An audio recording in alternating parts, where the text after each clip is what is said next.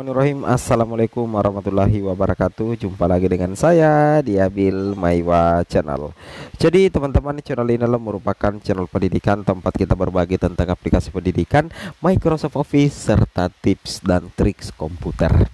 Jadi pada video kali ini teman-teman ya, kembali lagi admin akan mencoba mengupdate informasi terbaru seputar perkembangan P3K Guru di tahun 2023. Informasi yang akan admin sajikan di sini adalah terjawab perihal penyebab kenapa pengumuman kelulusan P3K 2023 itu dilaksanakan tidak serentak.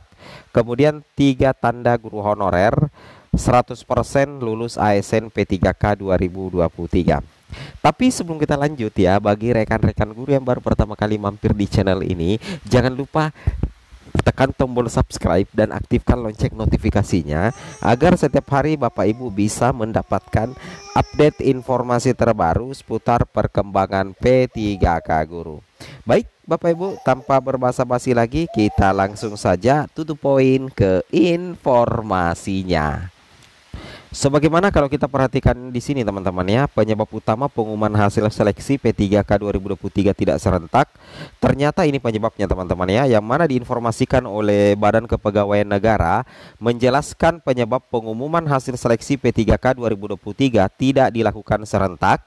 Diketahui sesuai jadwal resmi, seleksi P3K 2023 pengumuman kelulusan dimulai tanggal 6 sampai tanggal 15 Desember 2023.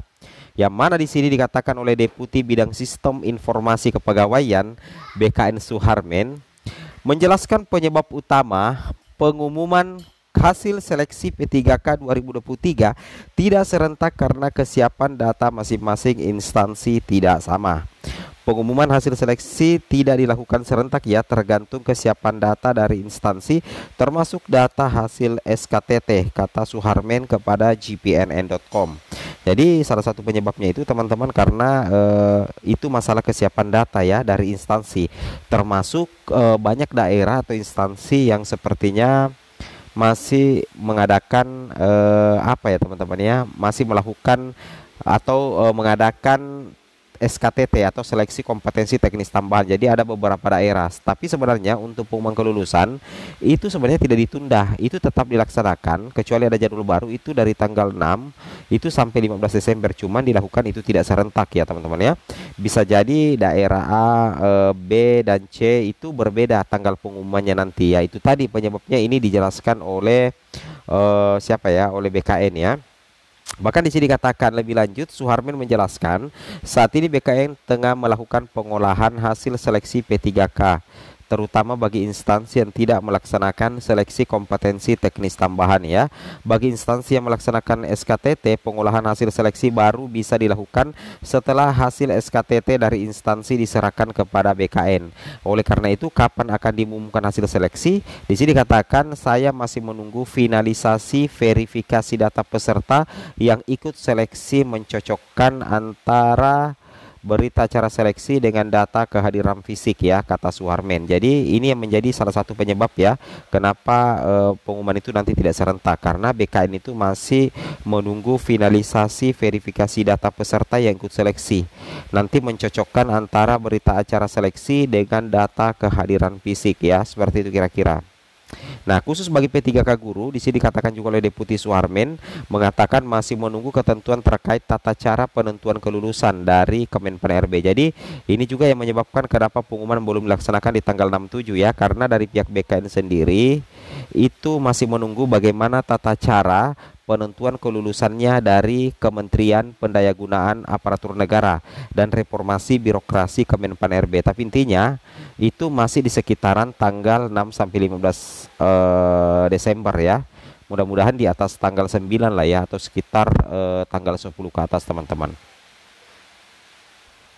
Nah, kemudian jadi insya Allah di sini katakan insya Allah masih dalam rank waktu 6 sampai 15 Desember kecuali unsur instansi yang ada SKTT. Jadi di sini ada kabar baiknya untuk pengumuman kelulusan P3K Guru 2023 itu tetap dilaksanakan di antara tanggal 6 sampai tanggal 15 Desember teman-teman ya. Jadi teman-teman tunggu saja di tanggal tanggal 7, 8, 9, 10 sampai tanggal 15.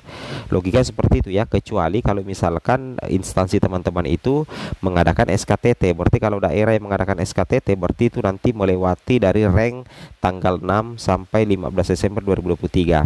Nah, di sini dikatakan dia menjelaskan tidak serentaknya waktu pengumuman karena ada instansi yang menyelenggarakan SKTT.